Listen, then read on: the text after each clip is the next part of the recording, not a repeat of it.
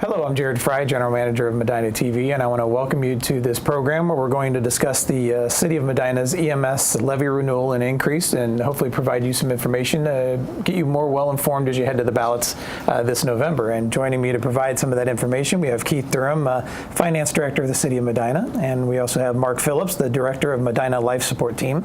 Welcome to both of you guys, and look forward to hearing what you have to tell us here about this upcoming levy and renewal. So I guess, Keith, we could start with you if you want to kind of discuss what the current levy is really all about. Thank you, Jared. The current levy is how Medina supports its share of the life support team. It's through a property tax.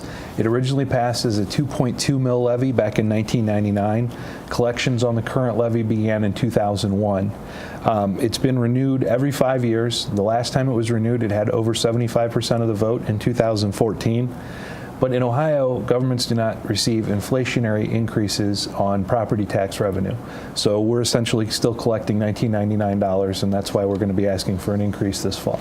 And I guess to clarify that for the residents a little more, if their property value has risen, the taxes don't follow that, is what you're saying there with that last statement. That's right. The auditor's office reduces the millage to compensate for that. Yeah, so it always collects at the same dollar value on a yearly basis. Correct. Okay, I want to make sure I clarified that for everyone. And then also, I guess as we look through, kind of what is the status right now of our EMS fund? Well, from original passage of the current levy in '99 through approximately the end of 2011, we ran a surplus in that fund, and those surpluses were saved up so that by the end of 2011 we had a balance of about $2.2 million. But since then we've been running at a deficit, and that balance has been depleted by more than $1 million. So we're going to have to pass an increase because we don't have enough money left to get through the next 5 years on the 5-year levy. We're currently running a deficit of about $15,000 to $20,000 a month. And that's something that's been steadily decreasing over time. And I think we kind of have a graph that kind of helps point that out for you a little bit. We do. There's our surplus. You see on the left is the surplus, and then on the right it crosses over to a deficit. We've been running deficits in this fund the last few years. And I think we'll touch on some of the reasons why that is as we go along here a little bit. We will. And then I guess, Mark, why don't you first tell us a little bit about the Medina Life Support Team? The Life Support Team provides 24 hours, 7 days a week emergency medical service to not only the City of Medina, but Montville and Medina Townships.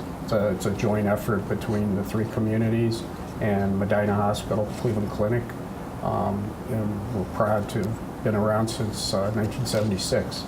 And medics respond on thousands of calls a year, and we're credited with saving quite a few lives every year. And I think as people don't know that you guys are stationed over by the Medina Hospital, just I guess if you're facing the hospital off to the left side, correct? Yes, yeah. Yes. Our main office is at Medina Hospital, but we also station paramedics at Medina Fire Station #1 on Reagan Parkway, and out at Montville Public Safety Center.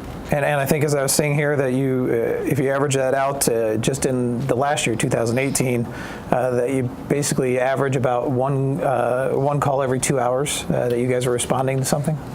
That's one way to put it. About 4,500 calls we responded to in 2018.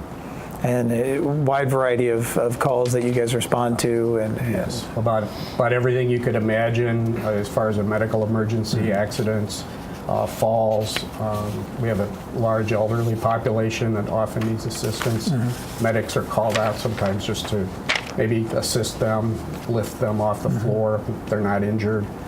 It's a valuable service to the community. Oh, absolutely. And then life-saving in some instances, for sure. And with those, they get a paramedic assessment as well. So it may be that they don't feel injured, but the medics assess they may have a medical issue that ultimately results in being transported to the hospital. Sure. Or gives them a heads up to actually go see a physician and then follow up to prevent something bigger from happening as well. Yes. And I guess, Keith, along those lines, and hearing the great work they do, and part of that, you mentioned the revenues or the spending has been increasing in that fund.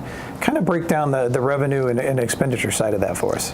Well, revenues are a little bit down from what they were a few years ago, and mostly that's because the state phased out the personal property tax. So property tax levies used to be real property and personal property. Now they're just real property, so we lost a little bit of revenue there. And expenditures are not up substantially, but there's inflation every year. You know, ambulances get more expensive, and we're going to talk about some of those expenditures and things that get more expensive, and just general inflation, fuel and everything else, it gets more expensive year to year. So our costs are up a little bit, our revenues are down a little bit, and that's why we're here asking for a renewal and an increase. Yeah, and then we'll touch on that too. And I think we have another graph there a little bit. You can kind of break down for us. This is the revenues that we bring in, the city brings in total in the EMS fund. From 2008 to 2010, it averaged $1,219,000, and then from 11 through 18, we were down to $1,075,000. So you see that drop, and that's a pretty significant hit for us. Major reason, as I mentioned, is the state's phase out of personal property tax, and over the 8 years from 11 through 18. Our revenue was $1.1 million less than it would have been if it had just continued at what it previously averaged. So just because of the changes on the state level, you see the decrease of almost $1.1 million in the revenue that was brought in. And that basically, I guess part of the reason for that, and we kind of touched on it a little bit earlier, and Mark, you can kind of fill that in, is basically just the cost of equipment and things of that nature are just on the rise. Yes, as was mentioned, an ambulance 20 years ago was, $87,000. Now it's $187,000. Our most recent purchase, and that includes no equipment. That is just the vehicle itself.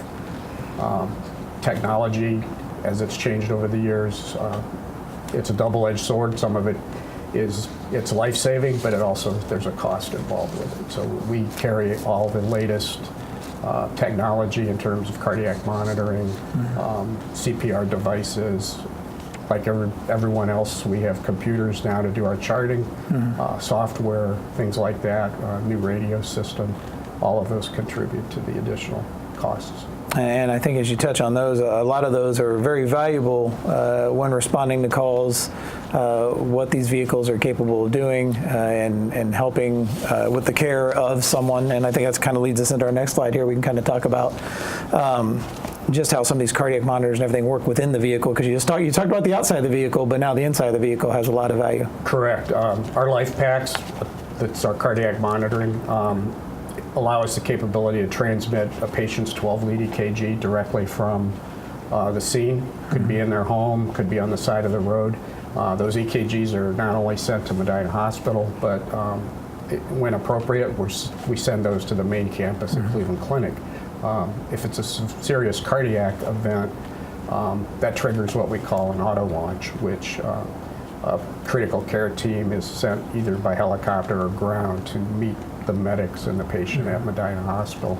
And that transfer of care to a higher level of care, such as the main campus of Cleveland Clinic or another facility, allows that patient to be treated in a very timely manner when heart muscle is literally dying by the minute. So that literally saves their lives. And very much expedites the process. You don't have to wait in the old days where you actually arrived and kind of reassess or have the equipment to do what was needed there because it wasn't in the vehicle. But now having it in the vehicle, it's an excellent resource. And I think, Keith, you can kind of speak firsthand to that yourself. I can. I'm a resident too, and my parents are, and my dad had a heart attack a few years ago, and it's really amazing. When LST showed up where he was, right away that EKG read was to the hospital in downtown, and so they have doctors looking at that where he hasn't even left the building where he had a heart attack yet, and that's like Mark said, that means faster treatment, faster decisions on where he needs to go and what needs to be done. And for all of us who live here in Medina, that's important, because when it's your turn or someone in your family's turn, you want that to be as fast and as good as it can possibly be.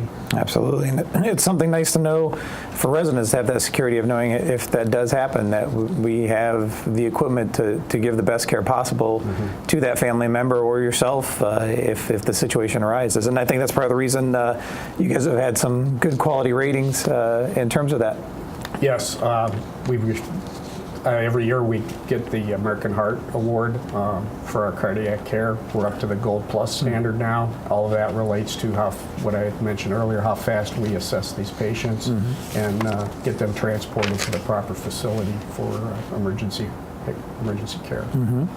Now, I think too, you guys also talk about controlling costs. Why don't you touch a little bit on some of the controlling costs involved with LST? Now, a perfect example is our Striker power load system. It's something that wasn't around 20 years ago. We're proud to have those in all our ambulances. It's a rather costly piece of equipment. However, the State of Ohio Bureau of Workers' Comp provides grant monies for that equipment, which covers about 80%. The big feature of it, though, it frees up the medics from lifting large patients in and out of the back of the ambulance. It literally is, as it says, it's a power load system. And you can see in the picture, it slides in and out of the ambulance and saves a lot of back injuries and pulled muscles. And it's also safer for the patients as well. Right, and I mean, whether it's, like you said, whether it's a larger patient or issues because of the way the roadway is or the icy, if it's snow or ice conditions, it just helps provide that factor of safety and allows you to have a workforce that's not out or injured at the time and able to respond to every call. Very important to us. Being a paramedic is a very physical profession. Sometimes you don't think of it as such, but a lot of times we're climbing up and down stairs, over embankments for car accidents, lots of physical activity in moving patients. Absolutely. And then, so I guess with all those costs and everything that we just talked about with Mark, Keith, how's that kind of reflect for the levy fund and expenditures that you look at? Well, that does come right to the bottom line. I mean, our expenditures are up, and like we said, we're still collecting $1999. And the issue is that in 1999, like we mentioned a little bit ago, an ambulance was $87,500, and now an ambulance is $187,000, and that doesn't even get into all the equipment that's in the ambulance, which has all gone up as well. So those costs are up, as you can see on the slide. And in addition to the cost of those kind of things, Mark mentioned a little bit ago they responded to 4,500 calls approximately in 2018. Back in '99, it was 3,700. So they're responding to more calls with more expensive ambulances and so on, and that costs money. Yeah, and then one of the things that I guess because it costs money, because you actually kind of lose money, is the property tax rollback. Why don't you talk a little bit about that to kind of get our residents informed? The reason specifically that we're asking for a renewal and increase is that back in 2013, the state of Ohio decided to phase out what was called the homestead exemption and rollback. And those things are reductions in property tax where the state pays part of the property tax. They're not doing that on new levies, but they are doing it on renewals. They're continuing to do it on renewals of old levies. So the renewal portion of this levy, we're doing that to maintain that so we don't lose it. And then the increase is separate so that we can have funds sufficient to operate the LST. And I think that's as the voters look at it, sometimes people cringe when they see the word increase, but the reason you're doing the renewal and the increase is actually to save the taxpayers' dollars. To save the taxpayers' dollars, we contacted the county auditor's office because they deal with property tax all the time, and they recommended this was the way to go about it. County Auditor Mike Kovac said it's very smart for the City of Medina to ask for a renewal and increase instead of a new levy. This approach will save Medina City taxpayers approximately 10% on the new levy, as the renewal portion will be subsidized by the state. So that's why we're doing that.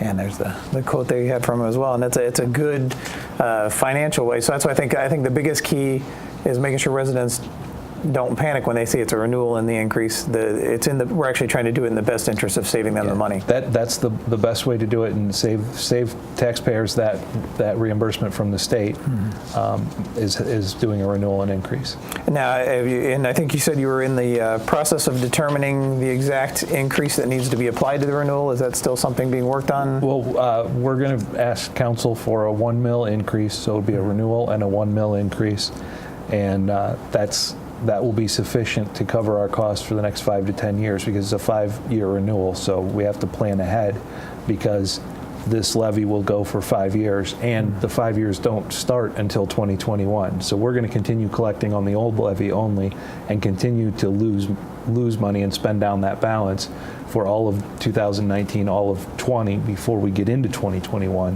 and then it'll be a 5-year term. So we have to plan ahead so that we can get through 21, 26 and beyond.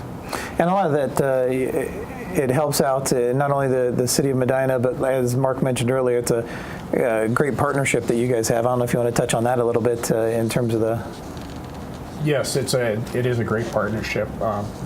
a lot of communities wouldn't be able to do what we do without having the relationship with the other communities. I'll mention too, our first responders are second to none. Our police departments in all 3 communities. Medina Fire Department assists us daily, and the teamwork is what allows us to provide the excellent service that we do. And I think that's the most important thing. You're talking about a human life in whatever circumstance it is. And as you mentioned, have those first responders. I know the city of Medina has done a good job of training the officers to help kind of triage until LST can arrive. Certain situations, having different devices on hand to assist in that medical care. And then, of course, once you guys arrive, having the technology on board to be able to assess that patient even further, to get them the best treatment as quickly as possible, to most definitely save lives in situations. Yes, there's a lot going on behind the scenes, and everything from the 911 dispatchers all the way to the patient arrival at the hospital involves many people, many agencies to have a successful outcome for the patient. And we're proud to be able to have that service. And in order to provide that service, you have to be able to cover the cost of the equipment that's involved, and hence why you're Keith, and you've looked at this and tried to assess the best situation possible for our residents, and this renewal with the increase has come out to be the best option. That's correct. It'll preserve the exemption like we talked about and provide the funding that we need to continue having this quality of service for our residents. And as you mentioned, it'll be 5 years, so actually not starting until 2021. This would cover them for about the next 7 years as we look at this. That's correct. Now, is there anything that, as we go through this, that we may not have touched on that you guys want to make sure we brought up in this conversation? I think we've covered it. Yeah, so now the next steps, as we mentioned, we're just waiting to hear from City Council and determining whether... There's a process under state law for a property tax levy. The council will pass a resolution requesting that the county auditor certify an estimate of the amount that the levy will bring in. Then we'll get that back from the county auditor. Then the council will have to pass a resolution of necessity to put it on the ballot and submit that to the Board of Elections, and then it'll be on the election in November. Providing everything goes through council just fine, Right. then that's the intent that voters, when they go out this November to vote, and there'll be a lot on the ballot this November with a lot of local races that they can go out and do their part, and also feel free to take advantage of the absentee ballots as well to be able to vote for this levy. Thank you. Yeah, and I appreciate your guys' time, and I'm sure we'll be talking more between now and November, so thanks a lot for your time and providing this information for our residents. Thank you, Jerry. Thank you. Thank you.